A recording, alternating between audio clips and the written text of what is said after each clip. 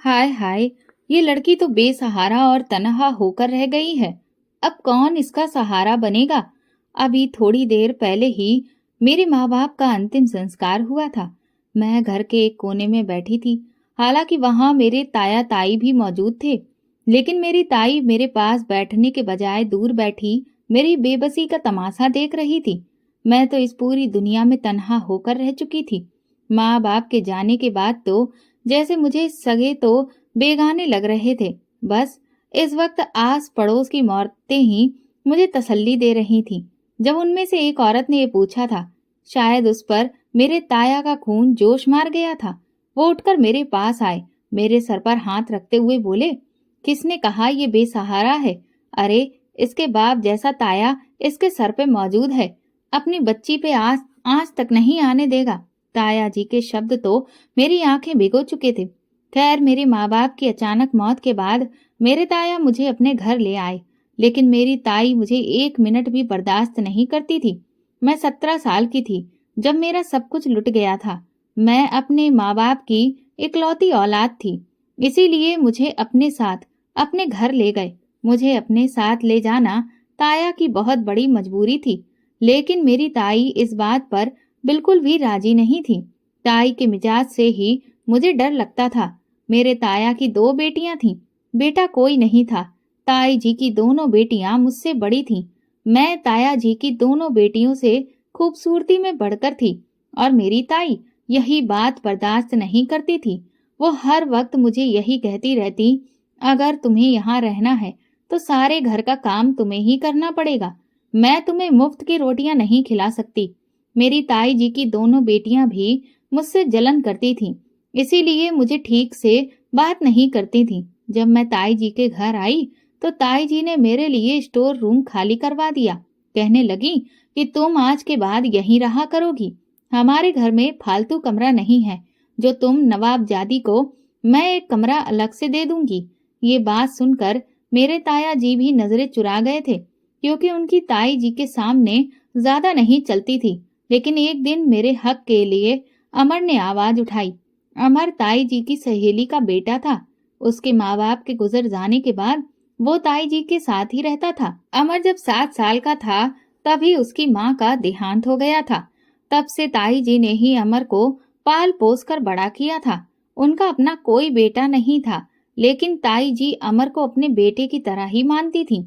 अमर एक दिन कहने लगे कि आंटी, रमा कोई नौकरानी नहीं है जो स्टोर रूम में रहेगी। वैसे भी हमारे घर में एक गेस्ट रूम एक्स्ट्रा है। ऐसा करें, वो रमा को दे दें। अमर का ये कहना था कि मेरी ताई तो उस पर भड़क उठी। कहने लगी, तुम्हें ज्यादा हमदर्दी जताने की जरूरत नहीं है। मैं अच्छी तरह से जानती हूँ कि किसको कहाँ रहना है। अमर भी चुप हो गया था। अभी फिलहाल बेरोजगार था, कोई काम धंधा पास में नहीं था, अपने अंकल और आंटी के टुकड़ों पे पल रहा था। और फिर तो ये सिलसिला जारी हो गया था।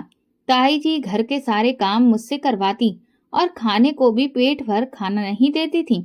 लेकिन उस पे घर में अगर कोई मेरा हमदर्द था तो वो अमर ही था। एक दिन मुझसे कहने लगा कि मैं पिछले 6 महीने से नौकरी ढूंढ रहा हूँ, लेकिन मिलती ही नहीं। बस मेरी नौकरी लग जाने दो, फिर मेरा भी इस घर में रौब होगा। उसके बाद तुम्हारे भी दिन बदल जाएंगे। मैं उस वक्त किचन में बर्तन धो रही थी जब वो किचन में ही आ गया था और मुझे एक पैकेट पकड़ा दिया। मैंने कहा, ये क्या है? तो कहने लगा, इसमें तुम्हारे लिए खाना है, जाओ जाकर कमरे में खा लेना। मुझे पता है आंटी तुम्हें बासी रोटी या झूठन ही देती है। मैंने जब उसकी ये मेहरबानी की वजह पूछी तो कहने लगा, मुझे तुम्हारी हालत देखी नहीं जाती। तुम्हारी मासूमियत पे तो किसी का भी दिल मोम हो सकता है, लेकिन पता नहीं आंटी को तुमसे क्या नफरत है कि वो तुम्हारे ऊपर इतना ज्यादा जुल्म करती हैं। फिर वो मुझे अपनी नौकरी के बारे में बताने लगा।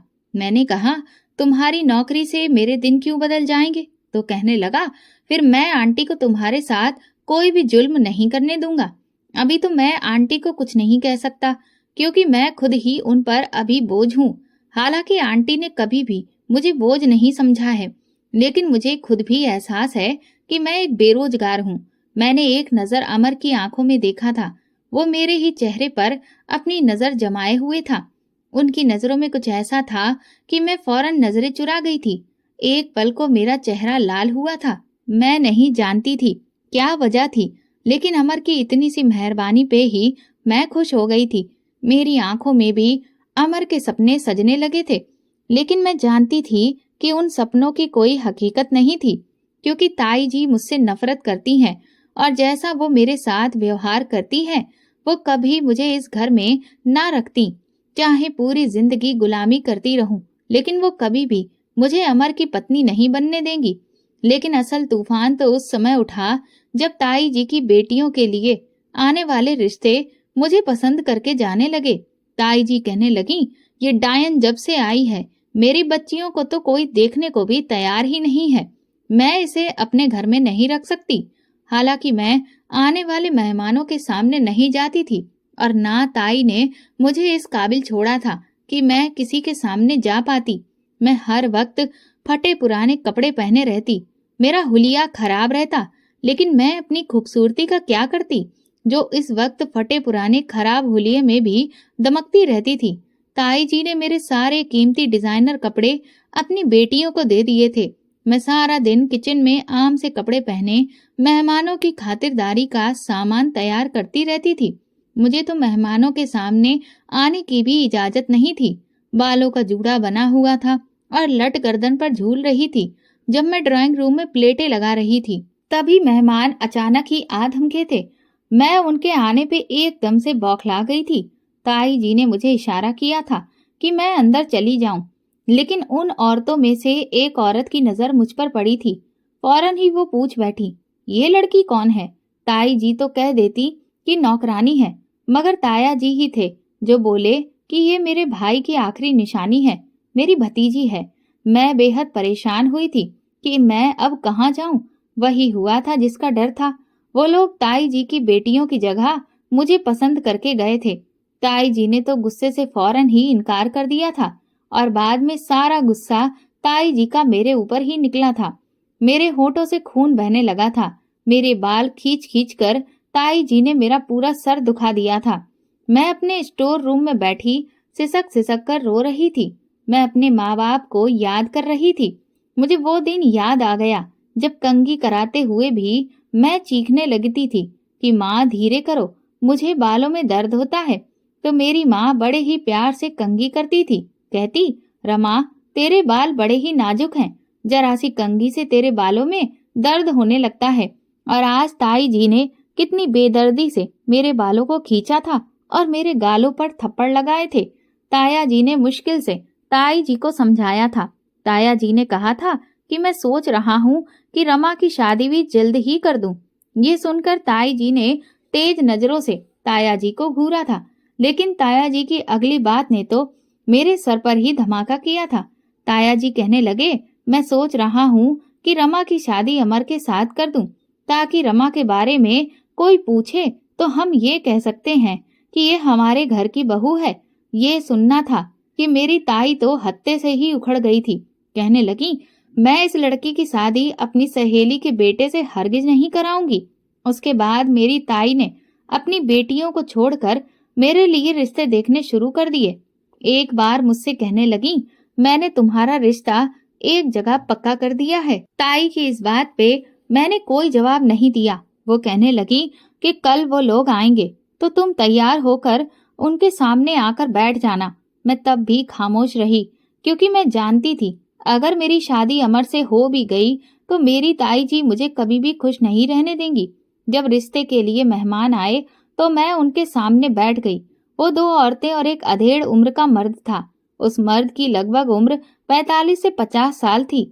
मेरे होश तो उस समय उड़े थे जब ताई जी कहने लगी, मैं तुम्हारी शादी इस आदमी से कर रही हूँ। उस आदमी को देखकर तो मेरे सोचने समझने की सारी हिम्मत ही खत्म हो गई थी। मैं फौरन से उठकर अपने स्टोर रूम में चली गई। उस रात मैं बहुत रोई थी। अपने माँ बाप को याद करती रही। मेरे माँ बाप ने मेरे लिए कितने सपने सजाए थे, मुझे पलकों पे बिठा कर रखते थे, और आज मैं उनके बिना खून के आंसू रो रही थी, लेकिन कोई पूछने वाला नहीं था। रात के 3 बजे मेरे कमरे का दरवाजा खटका था। मैं हैरान थी कि इस वक्त कौन हो सकता है। मैंने पूछा, कौन? तो अमर धीरे से कह रहा था कि रमा दरवाजा खोलो, मुझे तुमसे बात करनी है। एक वही तो इस घर में मेरा हमदर्द था। मैंने तुरंत ही दरवाजा खोल दिया था, लेकिन उसने मेरा हाथ पकड़ा और मुझे बाहर ले आया। उस वक्त हर तरफ सन्नाटा छाया था, सब अपने अपने कमरे में सो रहे थे। मैंने कहा, अमर हाथ छोड़ो मेरा, कहाँ लेकर जा रहे हो? अगर ताई जी उठकर आ गई तो मुझ पर इल्जाम लगाएंगी। वो कहने लगा, तुम्हें पता भी है तुम्हारे साथ इस घर में क्या होने वाला है? वो काफी गुस्से से मुझसे पूछ रहा था, लेकिन मेरे चेहरे पे कोई भाव नहीं थे। मैं तो पहले ही रो रो कर अपना सारा गम निकाल चुकी थी और खुद को किस्मत के हवाले कर दिया था। लेकिन उसकी बात पे फिर से मेरी आंखों में आंसू भर आए थे। मैंने कहा, हाँ मुझे मालूम है, ताई जी एक बूढ़े आदमी से मेरी शादी करना चाहती हैं। मेरी बात सुनकर वो कहने लगा, हमारे पास सिर्फ आज की रात है रमा, वरना कल दोपहर को आंटी तुम्हारी शादी उस बूढ़े आदमी से करवा देगी। मुझे ये तो मालूम था कि मेरा रिश्ता ताई जी ने बूढ़े से आदमी से तय कर दिया है, लेकिन मैं ये नहीं जानती थी कि ताई जी कल ही मेरी शादी उस बूढ़े से करवा देंगी। ये बात सुनकर मैं रोने लगी। मैं जानती थी कि मेरी किस्मत अब बदल नहीं सकती। अमर कहने लगा, तुम अभी चलो मेरे साथ। मैंने कहा, कहाँ जाऊंगी तुम्हारे साथ? तुम क्यों मुझे बदनाम करना चाहते हो? वो कहने लगा कि मैं तुमसे मोहब्बत करता हूँ। ये सुनकर तो मैं हैरान रह गई थी।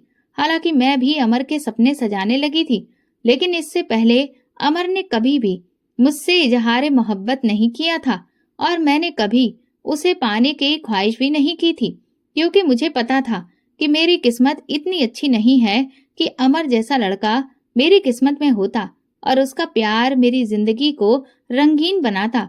वो कहने लगा, रमा तुम मेरे साथ चलो, सुबह होते ही हम दोनों कोर्ट में जाकर शादी कर लेंगे। अमर की बात सुनकर मैं परेशान हुई थी।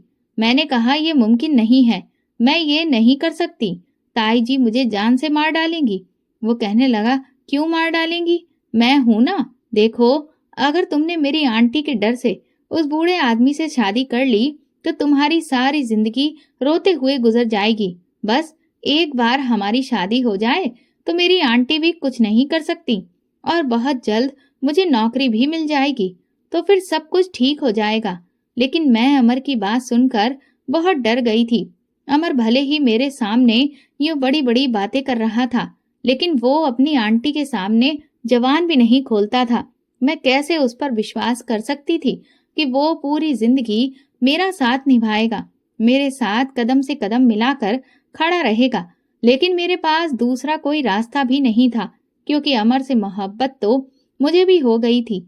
मैं उस बूढ़े आदमी से कभी भी शादी नहीं करना चाहती थी, इसीलिए अमर के साथ दहलीज पार कर ली गई थी। अमर मुझे अपने दोस्त के घर ले गया था, जहां उसके सिर्फ नौजवान लड़के दोस्त ही रहते थे।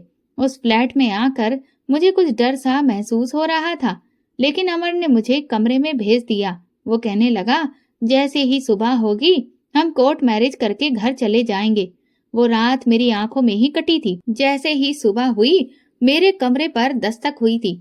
दरवाजा खोला तो मेरे कमरे के बाहर अमर ही खड़ा था। उसके साथ में कोर्ट चली गई और फिर उसके दोस्तों की मौजूदगी में मेरी शादी अमर से हो चुकी थी। मैं नहीं जानती थी कि घर पहुंचते ही जो हंगामा शुरू होगा उससे शायद मैं देख पाऊं। मेरी ताई जी तो मुझे जान से ही मार डालती, लेकिन अमर मेरी ढाल बना हुआ था। मुझे तसल्ली देने लगा, कहने लगा, रमा चिंता मत करो, मैं हूं ना, तुम्हें कोई भी कुछ नहीं कहेगा। जैसे ही अमर के साथ मैं घर पहुंची, दरवाजा मेरे ताया जी ने खोला था। मुझे देखकर कहने लगे, मुझे नहीं पता था मेरे भाई का खून इतना गंदा भी हो सकता है। रात भर कहाँ गायब रही थी तुम? मैं रोने लगी। फिर ताया जी अमर से कहने लगे, तुम्हें ये कहाँ से मिली है? शायद ताया जी को ये लग रहा था मैं घर से अकेली भागी थी और अमर मुझे ढूंढ कर लाया है। मैंने डर के मारे अमर का हाथ पकड़ा हुआ था। वो मुझे घर के अंदर ले आया, मेरे हाथ को हल्के से दबाकर मुझे तसल्ली भी देने लगा। अगले ही पल अमर ने कहा कि रमा कहीं नहीं गई थी, बल्कि ये पूरी रात मेरे साथ थी। ये सुनना था कि मेरे ताई ताया दोनों ही आंखें पूरी खोले उसे देखने लगे। वो कहने लगा, आप लोग रमा के साथ जुल्म कर रहे थे, उसकी शादी एक बूढ़े आदमी से कर रहे थे, इसीलिए मुझे ये कदम उठाना पड़ा। मैंने रमा से कोर्ट मैरिज कर ली है। मेरे ताया जी तो अमर के फैसले से खुश हो गए थे, लेकिन मेरी ताई वहीं सीने पे हाथ मारकर सोफे पर गिर गई थी। कहने लगी, इस लड़की ने मेरे मासूम बेटे को अपने प्यार के जाल में फंसा लिया है, मैं इसे जिंदा नहीं छोड़ूंगी। ये कहकर ताई जी मेरी तरफ लपकी थी और मेरी गर्दन अपने हाथों में दबोच ली थी, लेकिन अमर ने ताई जी को धक्का देकर मेरी गर्दन छुड़ाई थी। वो कहने लगा, आंटी होश से काम लो, रमा अब मेरी पत्नी है, आप उस पर इस तरह जुल्म नहीं कर सकती। ताई जी तो गुस्से से पागल हो रही थी। वो कहने लगी, मैं इस लड़की को अपने घर में 1 मिनट भी बर्दाश्त नहीं करूंगी, मैं इसका जीना दूभर कर दूंगी।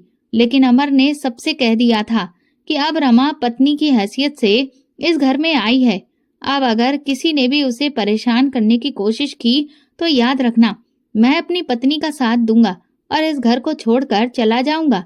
आप लोग मेरी शक्ल को तरस जाएंगे। अमर की इस बात पे सबके मुंह बंद हो चुके थे। भले ही अमर ताई जी की सहेली का बेटा था, लेकिन ताई जी और ताया जी ने उसे हमेशा सगे बेटों की तरह पाला था, क्योंकि ताई जी और ताया जी का कोई अपना सगा बेटा नहीं था। अमर मुझे अपने कमरे में बिठाकर चला गया। मैं वहां पर बैठी रो रही थी और आंसू बहा रही थी। जब वो कमरे में आया तो कहने लगा, अब तुम्हें किस बात का डर है? मैंने कहा, ताई जी कभी भी मुझे इस घर में स्वीकार नहीं करेंगी। तो कहने लगा, तुम सब कुछ भूल जाओ।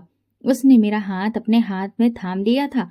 काफी देर मुझसे प्यार मोहब्बत की बातें करता रहा, अपनी मोहब्बत का विश्वास दिलाता रहा। लेकिन जब मेरे करीब होने लगा तो उससे पहले उसने मुझे एक गोली खाने को दी। कहने लगा, ये दवा खा लो। मैंने कहा, ये किस चीज की दवा है? तो वो कहने लगा, देखो, जिन हालातों में हमारी शादी हुई है, मैं चाहता हूँ कि तुम जल्दी से उम्मीद से हो जाओ। जब तुम मेरे बच्चे की माँ बन जाओगी तो आंटी भी जल्दी ही तुम्हें स्वीकार कर लेंगी। अमर की ये बात मुझे भी कुछ ठीक लगी थी, इसलिए मैंने उसके हाथ से मेडिसिन लेकर खा ली। उसके बाद अमर ने मुझे अपनी बाहों के घेरे में भर लिया था। धीरे धीरे मुझ पर भी खुमारी सी चढ़ने लगी थी और इसी खुमारी और नशे में मैं अमर के प्यार को महसूस कर रही थी। उस रात उसने मेरे ऊपर अपनी सारी चाहतें लुटा दी थीं, लेकिन इन चाहतों के पीछे छिपे हुए मकसद से मैं अनजान थी। काश मैं उसके मक्कार चेहरे को पहचान लेती तो आज मैं खून के आंसू ना बहाती। सुबह जब मेरी आंख खुली तो मैं अभी तक अमर की बाहों में सो रही थी। वो मुझसे पहले ही जागा हुआ था। आंखें खुली तो सामने उसका चेहरा था। उसे यूं खुद के करीब मुस्कुराता देखकर तो मैं शर्मा सी गई थी। बीती रात याद आते ही मेरे गालों पे हया की लाली छाने लगी थी। मैंने फौरन खुद को उसके बाजू से छुड़ाया और वहां से उठ गई। फ्रेश होकर मैंने वही आम से कपड़े पहने तो अमर ने मुझसे वो सूट छीन लिया। कहने लगा, तुम ये कपड़े क्यों पहन रही हो? आज इस घर की बहू के तौर पर तुम्हारा पहला दिन है। वो मेरे लिए खूबसूरत सा ड्रेस निकाल कर लाया और कहा, ये पहनकर तैयार हो जाओ, फिर हम नाश्ता करने के लिए बाहर चलते हैं। मैं उसकी मोहब्बत और ख्याल देखकर तो जैसे निहाल सी हो रही थी। मैंने वही सूट पहना और हल्का हल्का मेकअप भी कर लिया, मगर जैसे ही कमरे से बाहर जाने लगी, ताई जी के ख्याल से मैं कांप चुकी थी। न जाने मुझे बाहर देखकर ताई जी का क्या व्यवहार होगा। जो कुछ मैंने सोचा था शायद उससे भी बुरा होने वाला था। मैं तैयार होकर डरते डरते कमरे से बाहर निकली। डाइनिंग टेबल पे नाश्ता लग चुका था। जैसे ही मैं बाहर आई तो ताई जी ने एक नजर मुझ पर डाली। वैसे तो सुबह का नाश्ता मैं बनाया करती थी, मगर आज ताई जी ने खुद बनाया था। उनकी तो हालत ही खराब हो रही थी। मुझे कमरे से बाहर निकलते देखकर वो गुस्से से कहने लगी, आओ आओ महारानी साहिबा, इस घर में मालकिन के तौर पर आज तुम्हारा पहला दिन है, तब भी कमरे से बाहर तुमने कदम नहीं निकाला।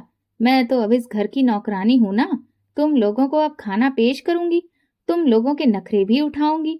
ताई जी के ये शब्द सुनकर मैं फौरन अमर के पीछे छुपी हुई थी, जबकि अमर ने फौरन मेरा हाथ थामकर खींचा और कहने लगा, डरने की कोई जरूरत नहीं है, मैं हूं ना। मैं अमर के साथ ही लगी डरती हुई डाइनिंग टेबल तक पहुंची थी, फिर अमर के साथ ही कुर्सी पर बैठ गई।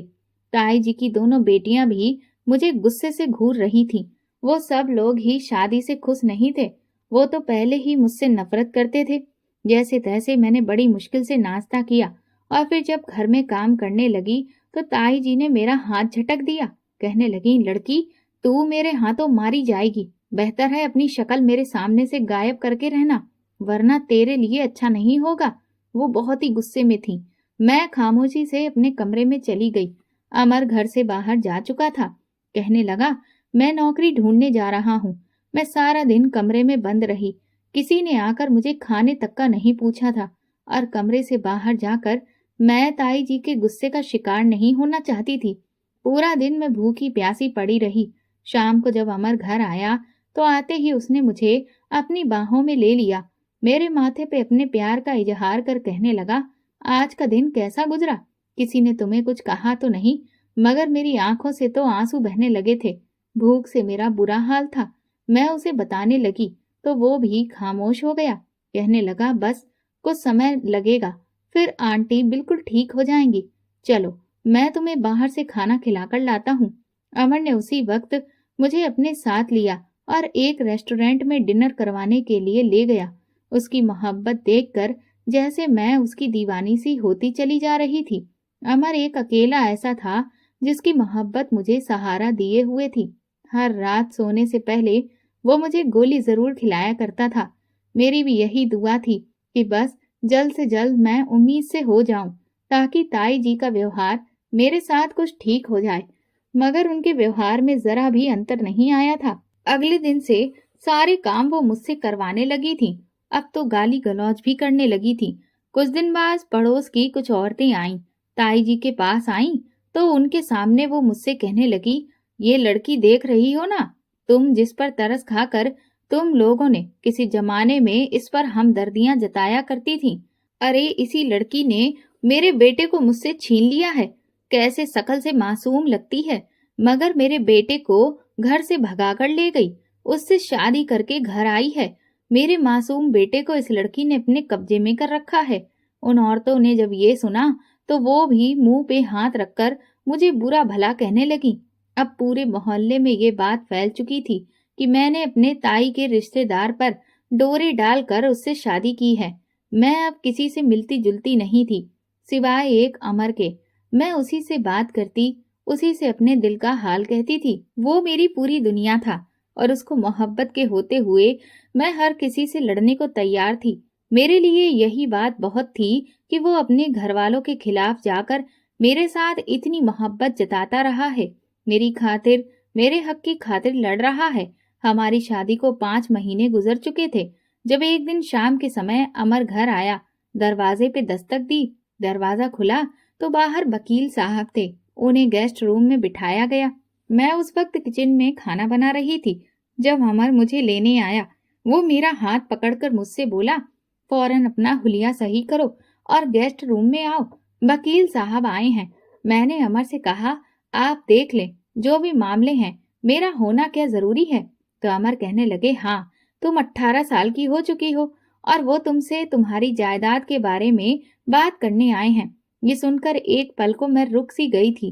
खैर, चूल्हा वहीं बंद किया और अपना हुलिया सही करके गेस्ट रूम में चली गई। मेरे पापा का एक बहुत बड़ा कारखाना था। वो सारी जायदाद बाद में मुझे ही मिलने वाली थी, मगर मेरी उम्र 18 साल से कुछ महीने कम थी, इसीलिए जायदाद तब तक मेरे नाम नहीं हो सकती थी जब तक मैं 18 की नहीं हो जाती। 2 दिन पहले ही मैं 18 साल की हो चुकी थी और मेरी सालगिरह भी अमर ने बड़ी ही धूमधाम से मनाई थी। मैं वकील साहब के सामने जाकर बैठी तो उन्होंने एक नजर मुझे सर से पैर तक देखा, फिर मुझसे कहने लगे, ये जायदाद आपके पापा ने आपके नाम की है। अगर आप अपनी रजामंदी से चाहें तो इस जायदाद में से किसी को भी हिस्सेदार ठहरा सकती हैं। इन पेपर्स पे साइन कर दें। वकील साहब की बात सुनकर मैंने गहरी सांस ली थी। अमर को देखा। उस कारखाने और जायदाद का अमर की मोहब्बत के आगे कोई मोल नहीं था। वैसे भी कारखाना मैंने तो संभालना नहीं था, ये सब तो मैंने अमर को ही देना था। इसीलिए ज्यादा देर न करते हुए मैंने वो पेपर अमर की तरफ बढ़ा दिए। ये देखकर अमर हैरानगी से देखने लगा। मैंने मुस्कुराकर कहा कि अमर, तुमने मेरे लिए बहुत कुछ किया है। तुम्हारी मोहब्बत के आगे ये दौलत कुछ भी नहीं है। मैं चाहती हूँ अपनी सारी दौलत तुम्हारे नाम कर दूं। वैसे भी सब कुछ तुम्हारे पास रहे या मेरे पास रहे, बात तो एक ही है। ये सुनकर अमर कुछ उलझन का शिकार हुआ था। उसके हाथ कांपने लगे थे। उन पेपरों को लेते हुए उसने वो पेपर मुझे वापस कर दिए। कहने लगा कि नहीं रमा, इस जायदाद पर तुम्हारा हक है और तुम्हारा ही रहेगा। मैं भला इन पेपर्स पे कैसे साइन कर सकता हूँ? मगर जब मैंने ज्यादा जिद की तो अमर ने उन पेपरों पर साइन कर दिए और फिर वकील साहब का कहना था कि कुछ फॉर्मेलिटीज पूरी करनी होगी।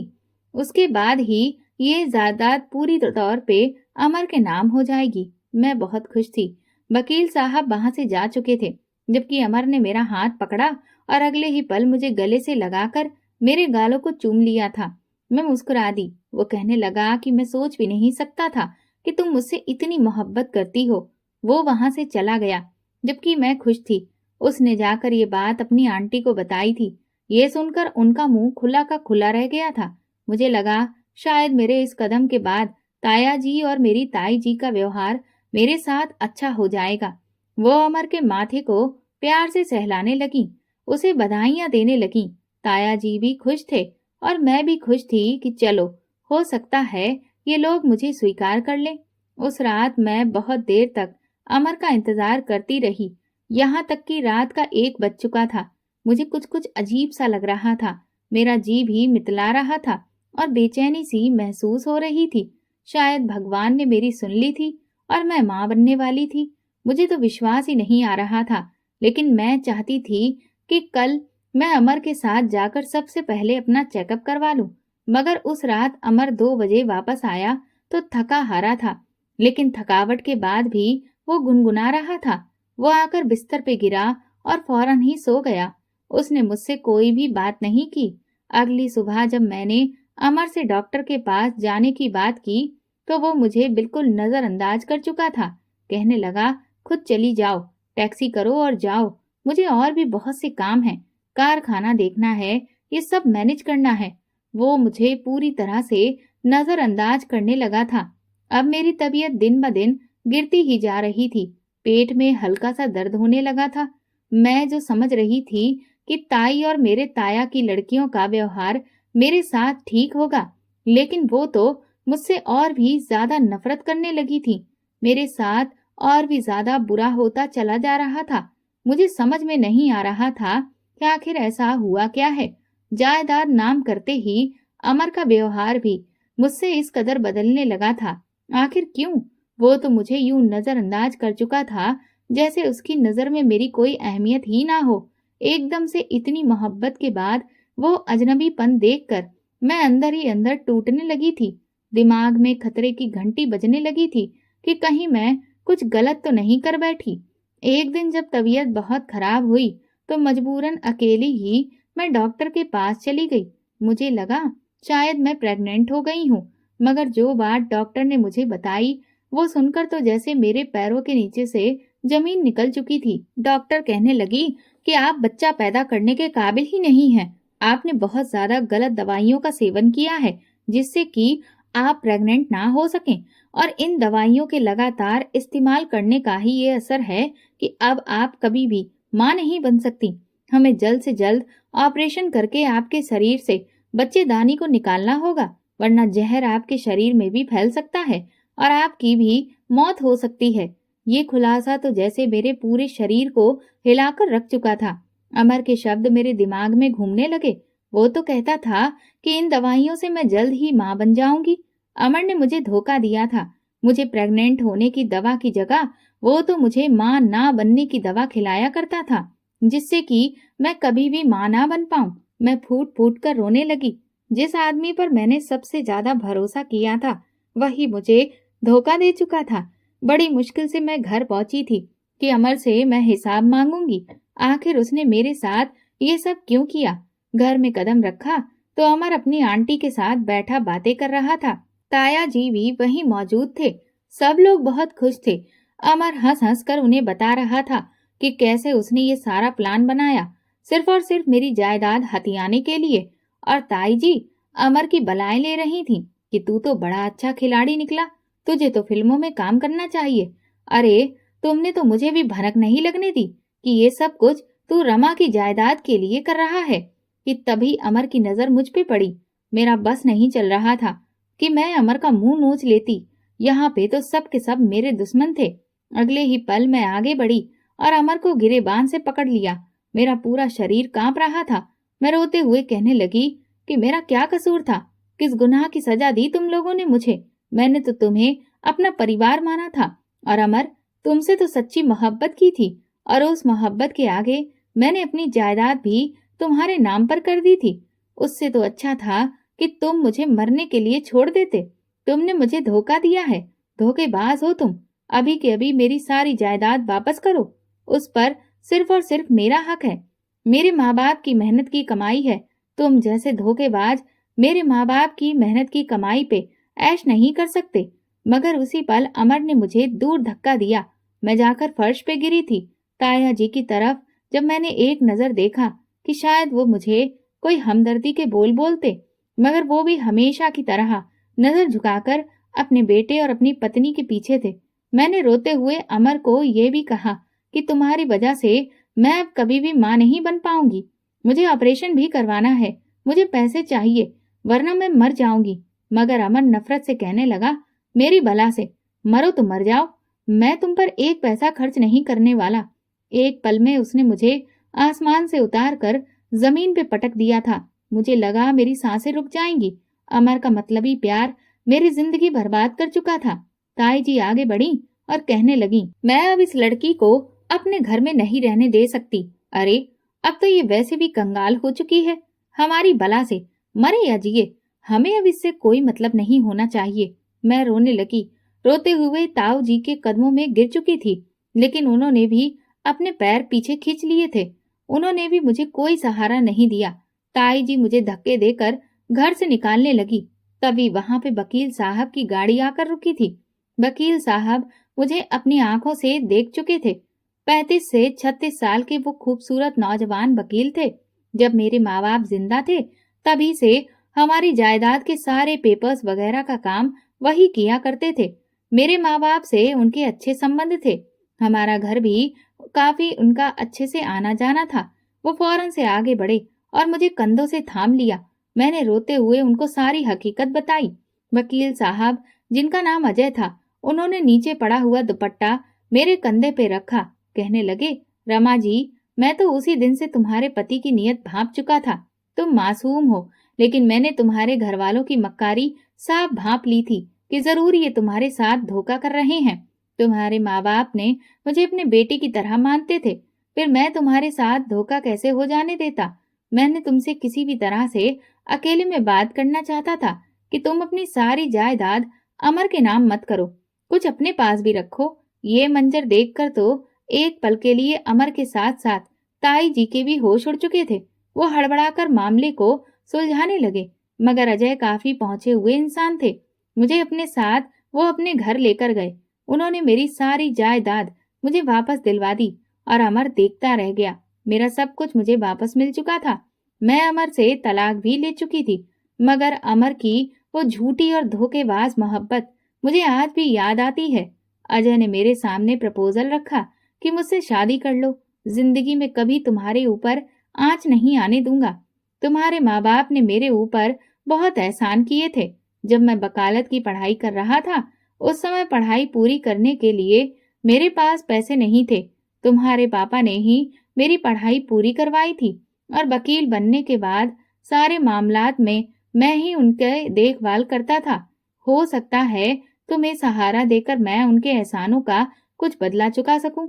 मेरे पास दूसरा और कोई सहारा भी नहीं था। मैंने चुपचाप अजय से शादी कर ली, और जो मेरी किस्मत के लिए सबसे अच्छा फैसला साबित हुआ था। और वो मुझे बहुत ही मोहब्बत करने वाला पति साबित हुआ था। उसने मुझे अपनी पलकों पर बिठा कर रखा था, कभी किसी चीज की कमी नहीं होने दी थी। अजय की मोहब्बत पाकर मैं अमर की वो झूठी मोहब्बत को भूलने लगी थी। उसके दिए हुए जख्म अब भरने लगे थे। अजय ने मेरा ऑपरेशन करवा दिया था। बच्चेदानी निकाल दी गई थी। मैं उस दिन फूट फूट कर रोई थी कि मैं फिर कभी मां नहीं बन सकती थी, लेकिन अजय ने ही मुझे हिम्मत दी थी और फिर अगले ही साल हमने एक बच्चा अडॉप्ट कर लिया था। आज मेरा परिवार पूरा हो चुका है। अजय की मोहब्बत और एक प्यारे से बच्चे ने मेरी जिंदगी में अब कोई भी कमी नहीं रखी है। दोस्तों, अगर आपको हमारी कहानी पसंद आई है तो कमेंट करके जरूर बताएं और वीडियो को लाइक करके ज़्यादा से ज़्यादा शेयर करें। चैनल पर नए हैं तो सब्सक्राइब करें और हाँ, नोटिफिकेशन बेल को ज़रूर दबाएं ताकि अगली अपडेट सबसे पहले आपको मिले। धन्यवाद।